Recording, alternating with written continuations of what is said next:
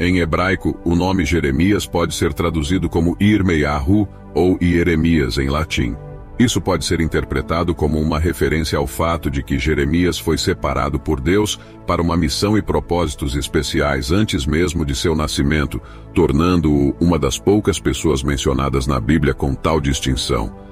Ele nasceu na cidade de Anatote, localizada a cerca de 5 quilômetros a nordeste de Jerusalém. Seu pai, Ilquias, era um dos sacerdotes em Anatote, na região de Benjamim, e fazia parte do reino do sul de Judá.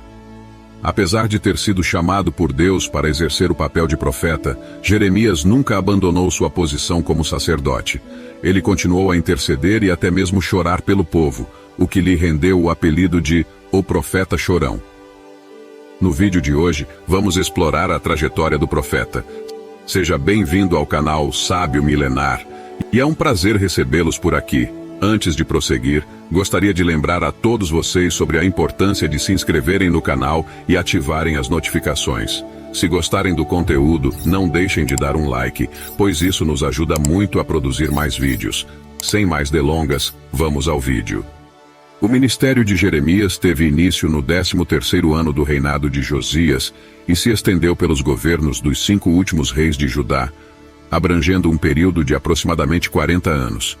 Josias foi um dos monarcas mais justos de Judá e implementou diversas reformas significativas. Quando ele faleceu, Jeremias expressou profundo lamento por sua partida. Após a morte de Josias, 4 reis injustos governaram: Jeoacás, Jeoiaquim, Jeconias e, por fim, Zedequias. Estes reinavam quando as forças babilônicas invadiram Jerusalém, resultando na destruição da cidade e do templo pelo fogo. O livro de Jeremias é notavelmente mais extenso do que outros livros proféticos. Para se ter uma ideia, se somarmos o tamanho dos 12 profetas menores, teremos apenas 1/3 do tamanho do livro de Jeremias. A vida de Jeremias transcorreu nos últimos dias do reino do sul de Judá.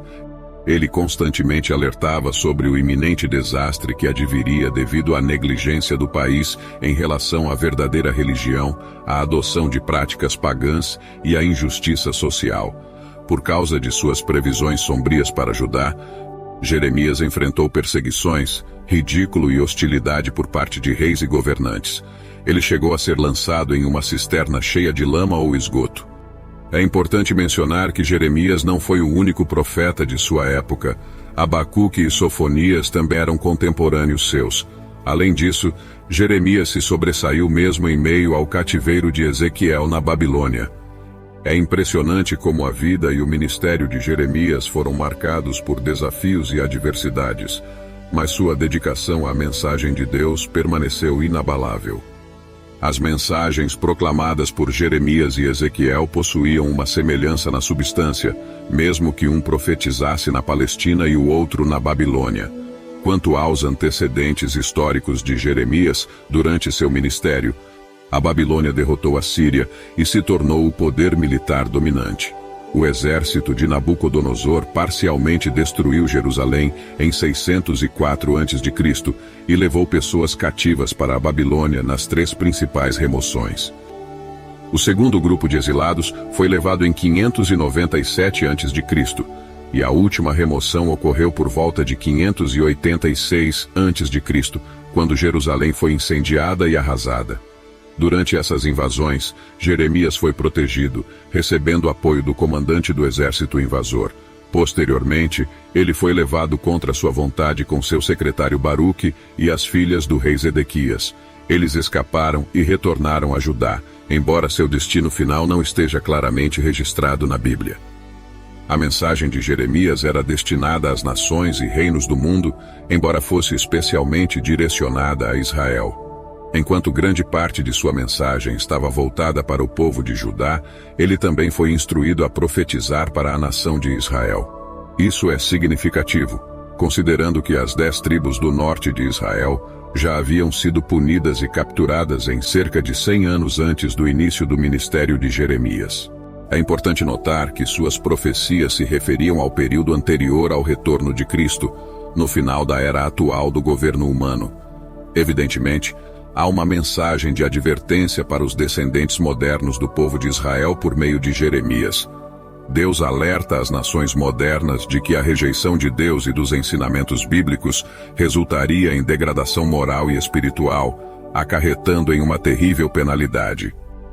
O profeta Jeremias, frequentemente visto como um portador de desânimo e uma mensagem profética pessimista, na verdade não se encaixa nessa caracterização unilateral que não considera todo o conteúdo de seu livro.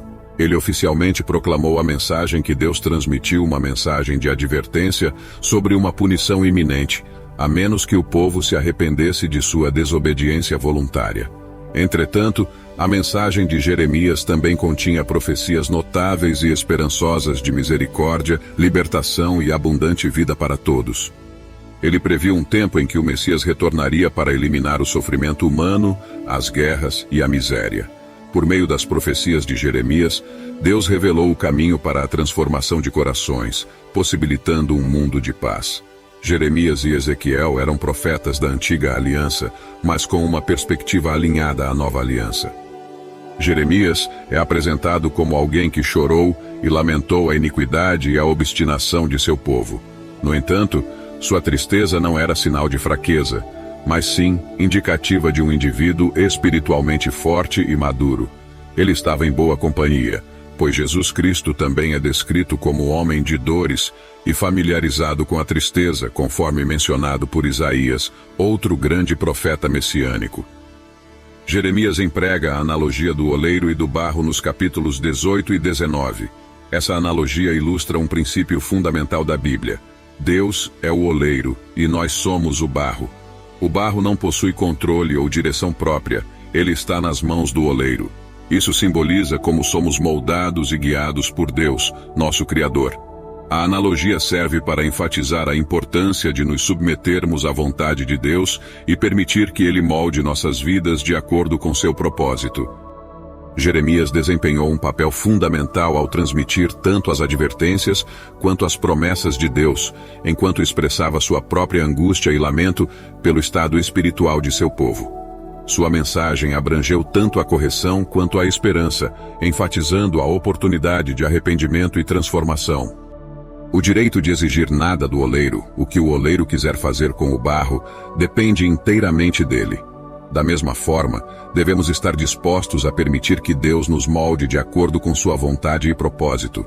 Servimos a um Deus amoroso e compassivo, e qualquer que seja a forma que Ele escolha nos moldar, será para nosso benefício. Deus abençoará aqueles que respondem positivamente. Podemos tirar duas lições da passagem do oleiro e o vaso de barro. Primeiro, precisamos reconhecer nossa fragilidade. Isso começa com nosso aspecto físico, já que Deus nos criou do pó. No entanto, nossa fragilidade também se estende ao âmbito moral. Em uma época de relativismo, em que cada indivíduo faz o que quer, podemos sentir angústia, pois o ser humano necessita de padrões claros. Além disso, somos espiritualmente frágeis e, muitas vezes, nosso compromisso não é tão firme quanto deveria ser. A segunda lição é a necessidade de confiar na fidelidade do Senhor. Assim como Jeremias observou o oleiro trabalhando, Deus também se dedica à sua obra em nós. Ele cria e recria conforme sua vontade e amor. Deus é especialista em moldar vasos de honra de acordo com sua própria sabedoria. Devemos nos entregar à sua ação e não resistir à maneira como ele nos forma. A morte de Jeremias permanece um mistério nas Sagradas Escrituras. Embora muitos historiadores antigos afirmem que Jeremias foi apedrejado no Egito por hebreus revoltados na cidade de Dafne, as Escrituras não confirmam este fim para o homem de Deus. Este foi o vídeo de hoje. Se vocês gostaram, deixem o seu like e se inscrevam no canal. Não se esqueçam de ativar as notificações. Que Deus abençoe a todos e até o próximo vídeo.